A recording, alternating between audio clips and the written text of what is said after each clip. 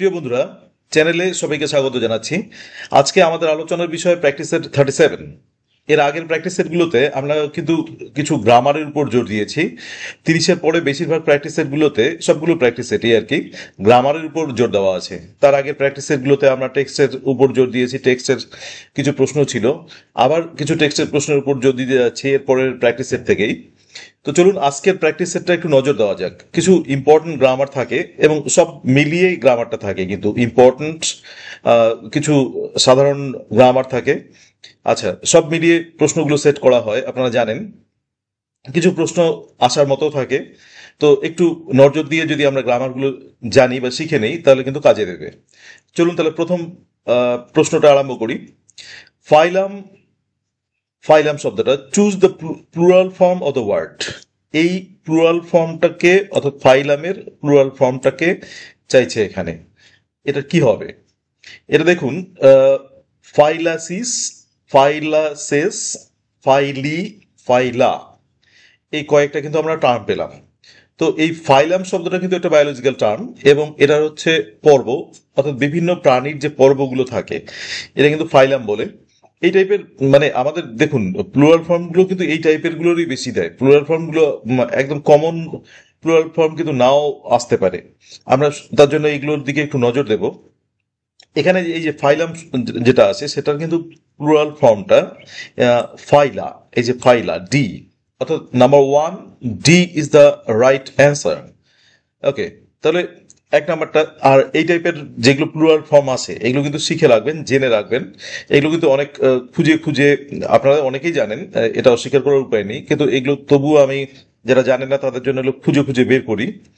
আচ্ছা, তো এটাই হচ্ছে আমাদের প্রথম প্রশ্নটা ছিল। আচ্ছা, দ্বিতীয় প্রশ্নটা, I am not your enemy my friends, identify the case. এখানে বলছে আইডেন্টিফাই দ্য কেস, মানে I am not your enemy. এখানে কিন্তু দেখুন কেস দিলে এখানে আন্ডারলাইন করা থাকে। তো আমাদের এখানেও আন্ডারলাইন করা আছে। এই কেসটা এটা কি? এটা কিন্তু যদি আন্ডারলাইন অন্য জায়গাতে হতো তাহলে কিন্তু এটার কেসটা আলাদা আলাদা হয়ে যেত।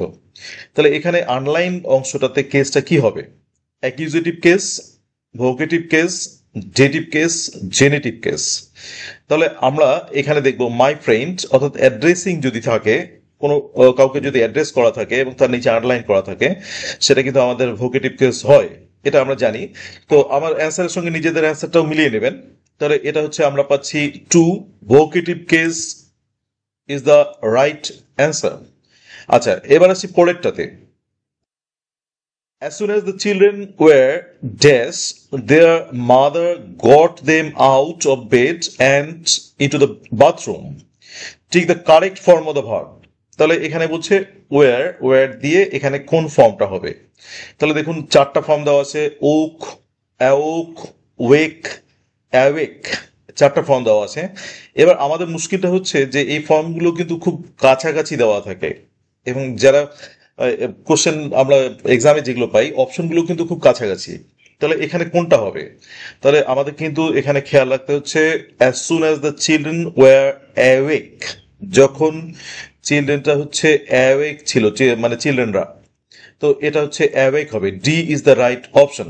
কারণটা হচ্ছে দেখুন অ্যাওয়েকটা এখানে অ্যাডজেক্টিভ অর্থে ইউজ হচ্ছে, এবং এখানে কিন্তু ভিত্রি বা অন্য কোনো ফর্মটাকে আমরা পাচ্ছি না। অনেক সময় এই বি ভার্বের পরে অ্যাডজেক্টিভটা ব্যবহার হয় যখন বাচ্চারা জাগনা ছিল, মানে জেগে ছিল, সেই ক্ষেত্রে কিন্তু অ্যাওয়েকটা হচ্ছে। তাহলে অ্যাওয়েকটাই কিন্তু আমাদের রাইট অপশন হচ্ছে। দেখুন আবার লাইনটা, as soon as the children were awake, এই জায়গাটা কিন্তু আমাদের অ্যাওয়েক আসছে। তাহলে তো এটা correct form of the verb আমরা পেয়ে গেলাম। আমরা জানি যে ফর্ম অফ ভার্ব থাকবে, অর্থাৎ ভার্ব ফর্মগুলোকে দেওয়া থাকবে, অ্যাপ্রোপ্রিয়েট ভার্ব ফর্ম যেটাকে আমরা বলছি সেটা কিন্তু দেওয়া থাকবে, এবং এখানে এটাই রাইট অপশন, অর্থাৎ number 3, D is the right answer. Okay, এবার পরে চলে আসি। অবশ্যই আরেকটা জিনিস দেখার দরকার, সেটা হচ্ছে gender. Change the gender of the word tailor. টেইলরের জেন্ডার, টেইলরের জেন্ডার দেখুন, টেইলরের জেন্ডার গুলো দেওয়া আছে। নাম্বার এ সিমস্ট্রেস, টেইলারেস, সিমাসেস, টেইলাট্রেস, এই চারটা অপশন দেওয়া আছে। এগুলো সাধারণত মূলত দেওয়া হয়, যেটা আর কি মূলত দেওয়া হয়, কিন্তু ওয়ার্ডগুলোকে আলাদা আলাদা দেওয়া হয় না। এটাতে হচ্ছে স্পেলিং এর ডিফারেন্স করা হয়, এই টাইপের ওয়ার্ডগুলো দিয়ে সাধারণত দেওয়া হয়। সুতরাং স্পেলিংটার দিকে নজর দেওয়া কিন্তু খুব জরুরি। আমরা টেইলরের যারা জানেন, টেইলরের হচ্ছে এই জেন্ডার চেঞ্জটা, তারা অবশ্যই বুঝতেই পাচ্ছেন যে এটা টেইলরের জেন্ডারটা কিন্তু হচ্ছে সিমস্ট্রেস। এটা অ্যান্সার হবে, অর্থাৎ 4 এ ইজ দ্য রাইট অ্যান্সার। নিজের অ্যান্সারটার সঙ্গে অবশ্যই মিলিয়ে নেবেন, এবং কটা হচ্ছে এটা কিন্তু আমাদের একটু যদি কমেন্ট বক্সে জানান তাহলে ভালো হবে, তাহলে আমরাও বুঝতে পারবো সেই ডিফারেন্সটা, অর্থাৎ কার কেমন নাম্বার আসছে তার সঙ্গে আমাদের যে ডিফারেন্সটা সেটা বুঝতে পারবো, তাহলে সেটা দিলে ভালো হয়। আশা করব দিবেন সবাই। আচ্ছা, এবার আসি পরেরটাতে। পরেরটা দেখুন, হুইচ আর সোল্ড, পি অপশনটা মানে পি এই পার্টটা, for the logs, Q the teaks trees are cut by the woodcutter, এটা আর পোর্শন, এবং এট হাই প্রাইসেস এটা হচ্ছে S portion. Arrange the jumble phrases to make a sentence.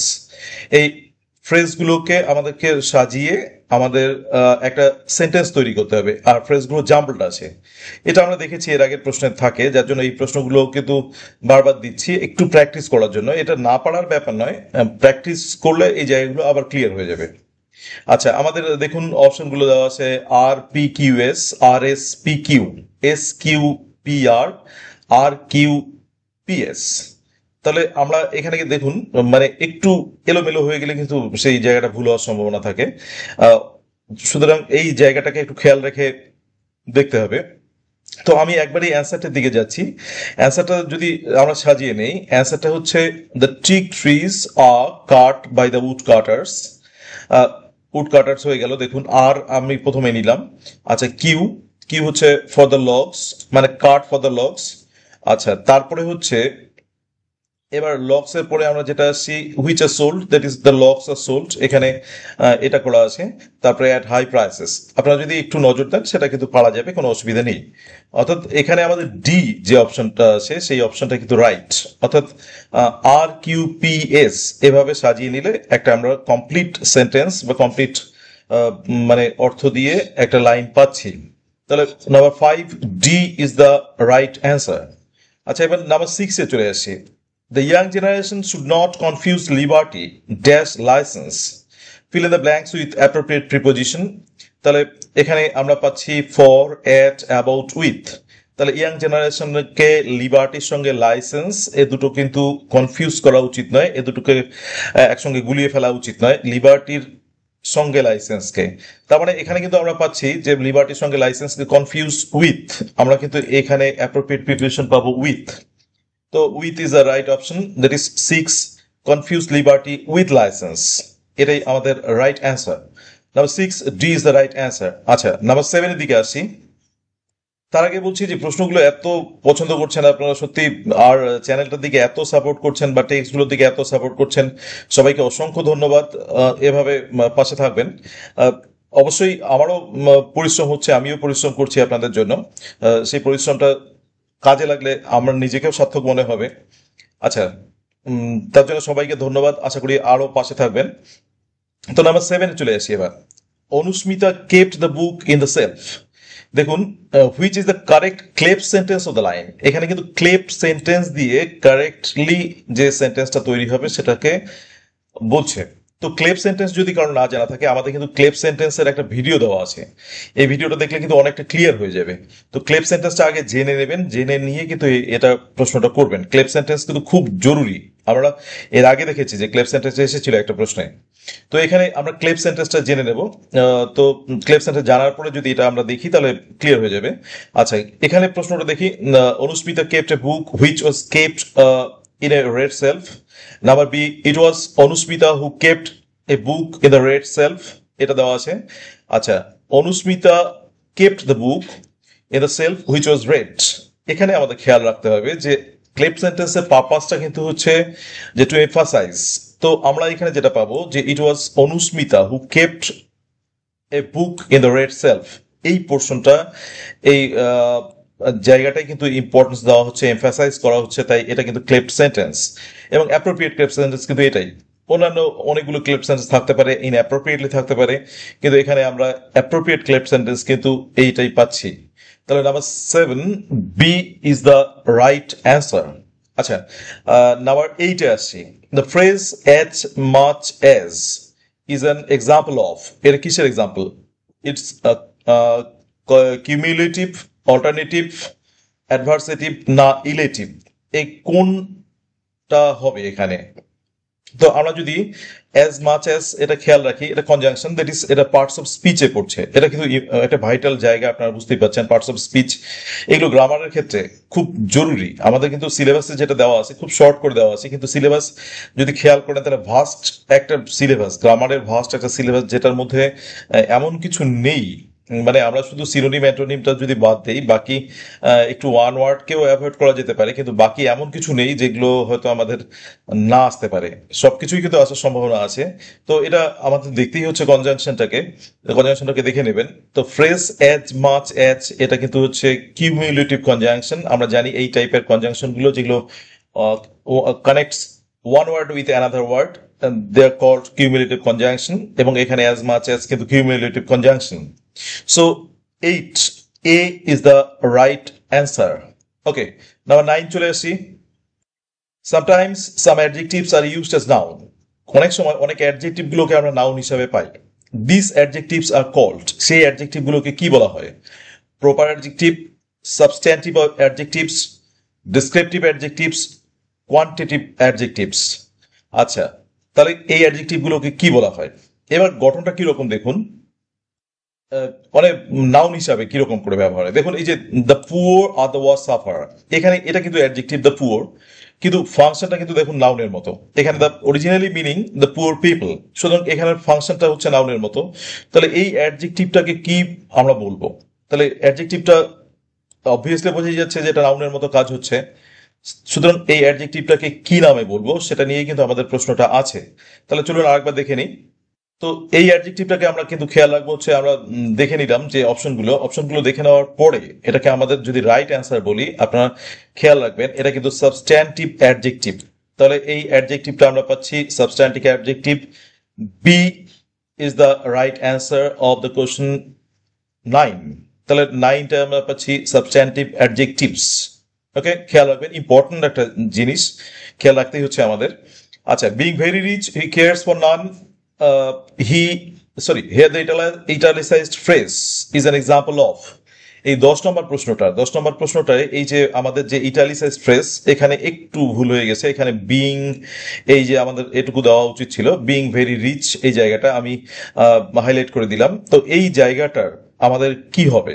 এই জায়গাটার হচ্ছে এই ইটালিসাইজড ফ্রেজটার মধ্যে আমাদের কোন পোর্শনটা, মানে কোন জায়গাটা আসবে সেটা অপশনগুলো দেখি। Participle, infinitive, absolute phrase, gerund. তাহলে 10 নম্বরটার ক্ষেত্রে আমাদের কিন্তু খেয়াল রাখতে হচ্ছে, এটা একটা খুব সুন্দর এক্সাম্পল আমরা পেয়েই থাকি এই টাইপের এক্সাম্পল গুলো, সেটা কিন্তু পার্টিসিপল হচ্ছে আমরা দেখি এই আইএনজি দিয়ে ভার্বের যে ফর্মগুলোকে ইউজ হয় এবং এভাবে ইউজ হয় অ্যাডজেক্টিভের মতো। আমরা পার্টিসিপলটাকে বুঝতেই পারছি, পার্টিসিপলটাকে হচ্ছে একটা অ্যাডজেক্টিভ ফর্ম, এবং আইএনজি দিয়ে বা পাস্ট পার্টিসিপল, ইডি, এগুলো দিয়ে ব্যবহার হয়, এবং পারফেক্ট পার্টিসিপলে কিন্তু ইউজ হয়। সেগুলো কিন্তু সবই পার্টিসিপলের আন্ডারে পড়ে। একটু পার্টিসিপলটা দেখে নেবেন এবং জেনে নেবেন, কনফিউশনটাকে ক্লিয়ার করে নেবেন। What is participle, what is gerund, এগুলো ক্লিয়ার করে নেবেন, তাহলে কিন্তু জায়গাটা আরো ভালো হবে। তাহলে এখানে 10 নাম্বার পাচ্ছি আমরা participle A is the right answer. Okay, এবার 11, 12। Feeling out of sort he went to bed, which one is the correct complex sentence of the line? এখানে কিন্তু কারেক্ট কমপ্লেক্স সেন্টেন্স চাইছে। Filling out of the sort, এই টাইপের প্রশ্ন কিন্তু আসে, আপনারা খেয়াল করে দেখবেন। 16 প্রশ্নটাও খেয়াল করে দেখবেন। আমি প্রশ্নটা নিয়ে খুব অ্যানালাইসিস করেছি, মানে আপনাদের দেখানোর জন্য অবশ্যই যে প্রশ্ন কি টাইপের প্রশ্নগুলো থাকে। একটা ভিডিও আছে প্রসঙ্গে কিভাবে প্রস্তুতি নেব, সেখানে কিন্তু একটু বলা আছে। তো সেখানেই জানেন আপনারা অবশ্যই এগুলো দেখেছেনও যে কি টাইপের প্রশ্নগুলো আছে। এটা নিয়ে বাড়তি কিছু নেই। আর আসলে আমরা যারা এই ভিডিওগুলো করছি তাদের চেষ্টাটাই থাকে হচ্ছে একটা ভালো গাইড দেওয়া। তো সেই জায়গাটাকে আরেকটু আপনাদের জানা থেকে আরেকটু ভালো যাতে জানতে পারেন, সেই জায়গাটাকে আমরা তুলে ধরার চেষ্টা করি। এমন কিছু না আমরা যে সবকিছুই জানি, সেটাও ধরে নেওয়াটা ভুল। তো সুতরাং এই জায়গাগুলো একটু দেখে নেওয়াটা ভালো হবে। তো কারেক্ট কমপ্লেক্স সেন্টেন্স এই টাইপের প্রশ্ন থাকে, মানে আমি যেটা বলতে চাচ্ছি। তো এই কমপ্লেক্স সেন্টেন্স গুলো কি দাঁড়াচ্ছে দেখুন। As he felt out of sort he went to bed, এটা একটা অপশন আছে। Although he felt out of sort he went to bed, in spite of feeling out of sort he went to bed, before he felt out of sort he went to bed. এখানে কিন্তু আমরা 4টা option পেয়ে গেলাম। চারটা অপশনের মধ্যে খেয়াল রাখতে হচ্ছে কোনটা রাইট হবে। তাহলে আমাদের কিন্তু খেয়াল করতে হচ্ছে, যেহেতু সে আউট অফ সোর্ট ফিল করছিল, যেহেতু তার ভালো লাগছিল না, সে তাই বিছানায় গেল। তাহলে তাহলে আমাদেরকে এখানে কিন্তু এ ইজ দ্য রাইট অপশন বলে ধরতে হচ্ছে, বি হচ্ছে না, যদিও তার আউট অফ সোর্ট মনে হচ্ছিল। এখানে ঠিক কন্ট্রাস্ট নয় জায়গাটা, অর্থাৎ যদিও তার ভালো লাগছিল না, যদিও তার ভালো লাগছিল না এরকম ব্যাপারটা এই লাইনটার মধ্যে ফিলিংটা নেই, সুতরাং আমাদের বি অপশনটা হচ্ছে না। আর আমাদের সি অপশনটা তো হচ্ছেই না, এটা একটা সিম্পল সেন্টেন্স, সুতরাং কমপ্লেক্স সেন্টেন্স নয়। ইনস্পাইট অফ দিয়ে আমরা এটাকে সিম্পল সেন্টেন্স পাচ্ছি। আচ্ছা, before he felled out of sort, সে এখানে আবার দেখুন উল্টোটা আছে, সে আউট অফ সোর্ট ফেল্ড করার আগেই সে বিছানায় গেল, সুতরাং ডিটাও হচ্ছে না। আমাদের এখানে একটাই অপশন হচ্ছে, এটা অপশন হচ্ছে। তাহলে এ অপশনটাই হচ্ছে right answer. 11, A is the right answer. আচ্ছা, পরে চলে আসছি 12 নাম্বারে। He wishes his father were alive. Which mood is used in this line? কোন মুড এখানে ইউজ করা আছে? Indicative mood, imperative mood, subjunctive mood, none of this. এটা কোন মুডটা ইউজ, মানে কোন মুডটা হবে আমরা এই টাইপের দেখবো। কিন্তু আবার অনেক সময় দেখা যায় কিন্তু মুড ট্রান্সফার করে আসে, অর্থাৎ সেন্টেন্স আমি এরপরের ভিডিওতে দেওয়ার চেষ্টা করবো যে মুডটাকে কিন্তু চেঞ্জ করে, অর্থাৎ ইন্ডিকেটিভ মুড আছে, ইন্ডিকেটিভ মুডটাকে যদি সাবজাংটিভ মুডে করা যায় তাহলে কোন টাইপের সেন্টেন্স, কোন সেন্টেন্সটা অ্যাপ্রোপ্রিয়েট হবে, এই টাইপের প্রশ্ন কিন্তু আসে। কিন্তু আমাদের এখানে আলোচনার বিষয় হচ্ছে এখানে কোন মুডটা এটা। তো আমরা এখানে দেখি যে এরকম উইশিং থাকলে কিন্তু সেটাকে আমরা ধরি হচ্ছে সাবজেক্টিভ মুডের ক্ষেত্রে, এবং এখানে এটা নির্দিষ্টভাবে সাবজেক্টিভ মুড, অর্থাৎ 12 C is the right answer. C is the right answer. Okay, number 12 আমরা পেয়ে গেলাম। এবার নাম্বার 13 এবং 14, 15 এই তিনটাতে আসি। আচ্ছা, 13টা দেখুন, A dash of camels crossed the desert, choose the appropriate collective noun. এখানে অ্যাপ্রোপ্রিয়েট কালেকটিভ নাউনটাকে ব্যবহার করতে বলছে। এটা থাকতেই পারে, আমাদের একটু দেখা উচিত এই জায়গাগুলোকে, বরং না পারলে অ্যাপ্রোপ্রিয়েট নাউনের কিন্তু আরেকটা জায়গা আছে, অ্যাপ্রোপ্রিয়েট নাউনগুলো কিন্তু একটু আলাদা রকম হয়, খেয়াল রাখবেন। অনেকেই প্রশ্নগুলো বলছেন যে এটা হতে পারে, এটা হতে পারে, বিভিন্ন রকমই হয়।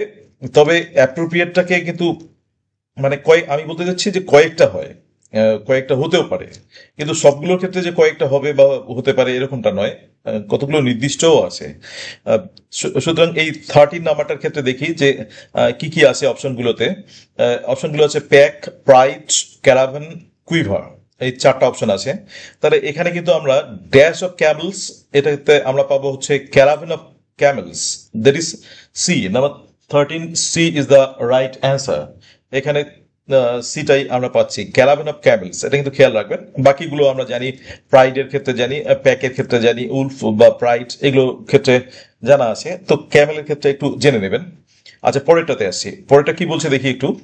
Number 14, the villains dare not to harm him, no error, find out the error. আচ্ছা, তাহলে হচ্ছে পোর্শনগুলো দেওয়া আছে, পি, কিউ, আর, এস, চারটা পোর্শন দেওয়া আছে, এবং এরকমই চারটা পোর্শন করে দেওয়া থাকে। অনেক সময় এই জায়গাগুলো কিন্তু তুলেও দেওয়া থাকে, কোন পোর্শনটাতে এ, বি, সি, ডি কোনটাতে ভুল আছে এরকম থাকতে পারে। তো আমরা এখানে যেটা দেখবো সেখানে হচ্ছে যে এখানে কোথায় ভুল আছে। তাহলে the villains dare not to harm him, no error. এখানে কিন্তু খেয়াল রাখবেন, ডেয়ার নটের পরে এই যে এই টুটাকে আর ইউজ হয় না, ডেয়ার নট হার্ম হিম এটাই কিন্তু ব্যবহার হয়। আচ্ছা, তো ডেয়ার নট এই টাইপের যেগুলো আমরা দেখি, নিড, ডেয়ার, এগুলোর পরে কিন্তু আমরা টু দিয়ে আর পাই না, টু দিয়ে মূল ভার্বটাকে, মানে এই ডেয়ার দিয়ে ডেয়ারের পরেই কিন্তু মূল ভার্বটাকে পাই, এখানে টু পাই না, এটাই বলার উদ্দেশ্য ছিল। আচ্ছা, তাহলে এখানে ভুলটা পাচ্ছি আমরা, দেখুন আর পোর্শনটাতে ভুল পাচ্ছি। তাহলে আর পোর্শনটা হচ্ছে সি, এখানে C is the right answer. তাহলে number 14 C is the right answer. আচ্ছা, আমরা 15-এ চলে আসছি, লাস্ট ওয়ান। দেখুন, the army achieved a Pyrrhic victory, the meaning of the italicised phrase.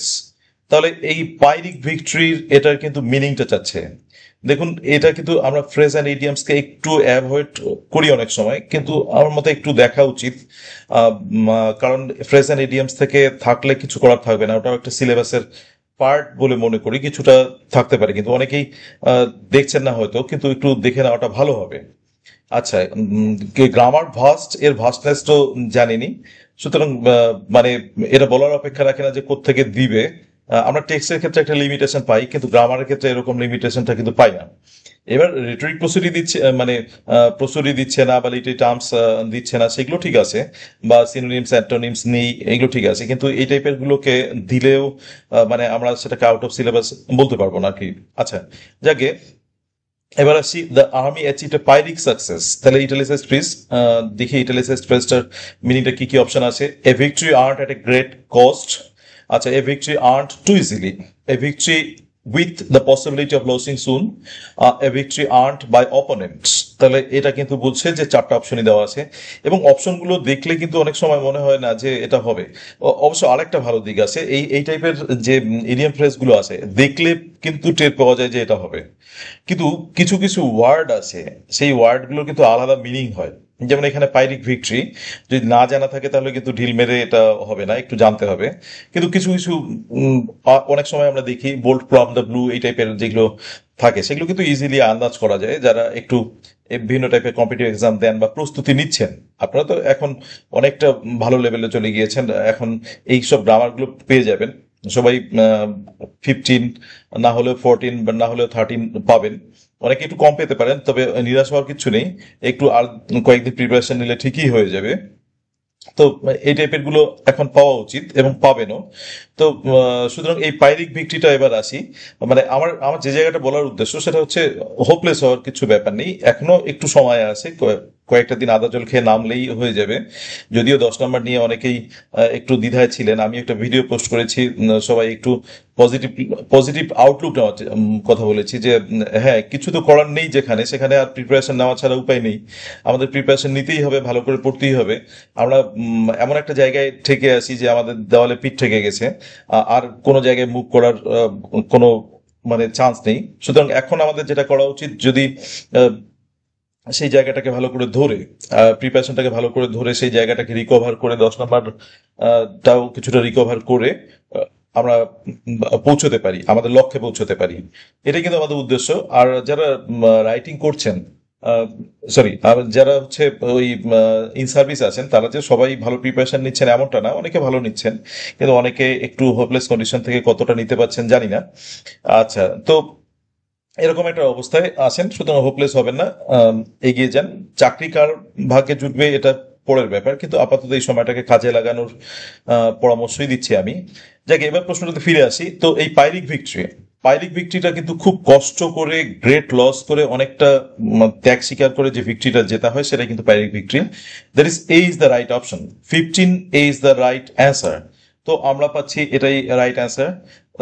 তো এই প্রশ্নগুলো নিশ্চয়ই ভালো লাগে আপনাদের, নাহলে এত দেখেন, এত কমেন্ট করেন, এবং মানে একদিক থেকে ধন্যবাদ জানান, তো ভালো লাগে। আর নাম্বারগুলো জানালে আরো খুশি হব, কারণ অনেকেই জানেন যে এই নাম্বারগুলো কে কত পেলো, সেটাও দেখতে ইচ্ছা করে। আমার তো একটা মনে হয় যে কে কত পেলো সেটা জানি, তার সঙ্গে সঙ্গে সবারই কিন্তু একটা জানার চাহিদা থাকে যে দেখি কে কত পেলো, আমি কত পেলাম, এরকম। শুধু নাম্বারটা একটু পোস্ট করলে আরো ভালো লাগবে, নিজেদের মধ্যে একটা কম্পিটিশন মনোভাবটা আরেকটু গ্রো হবে, সেটা আমার দিক থেকেও একটু সুবিধাজনক এবং আপনাদের দিক থেকে অবশ্যই সুবিধাজনক। তো এটাই হচ্ছে আজকের আমাদের এই video. Thank you for watching the video. Please subscribe the channel let's learn blooming birds and stay tuned.